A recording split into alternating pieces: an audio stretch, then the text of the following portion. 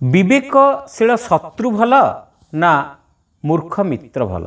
अनेक समय रे आमर परम मित्र र मूर्खामी जोगु आमे बहुत असुविधार पड़ी थाओ। ए प्रसंग रे सुंदर कथाटीए।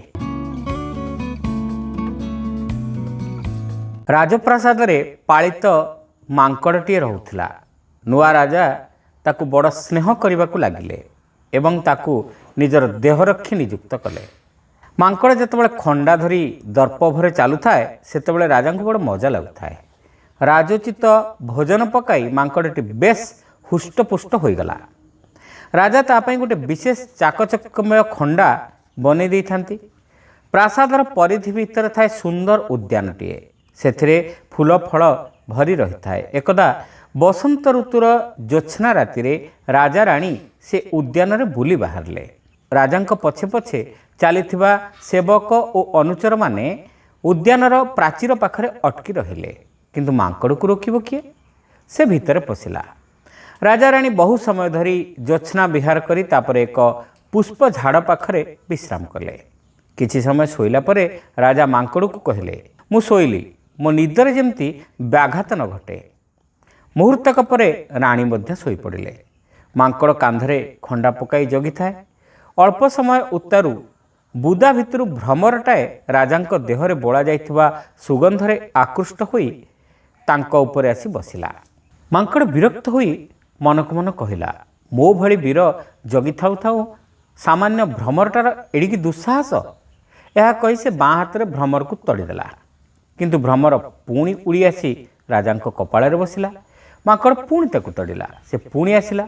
बारंबार एपरि हेबार देखि मांकड़ क्रोध होई कहिला, रह रह तते पाठ पढ़ाउछि।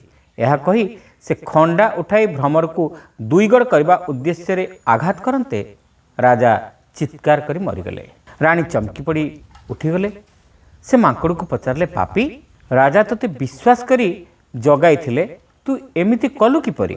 मांकड़ सब कथा कहीगला। राजांकर सेवक माने दौड़ी आसी मांकड़ को बाड़िया पिटा कले। किंतु जो शोकाबह घटना घटिला ताकू बा बदलाइब किए? किछि समय पर मंत्रीपुआ सेठारे पहुंची सब शुणी कहिला, मूर्ख मित्र अपेक्षा विवेकशील शत्रु बहुत भल। आमको मारिबाकू बसिथिला जो शत्रु से ताकू विवेक चालित होई आमको छाड़ीदेला, अथच मुख्य मित्र हाथ रे राजा प्राण देले। करकट दमनक को एक कहानी सुनाई सारी कहिला, आम राजा सिंहंकर मध्य तो भली मित्र अपेक्षा विवेकी शत्रु थिले भल होइथांते।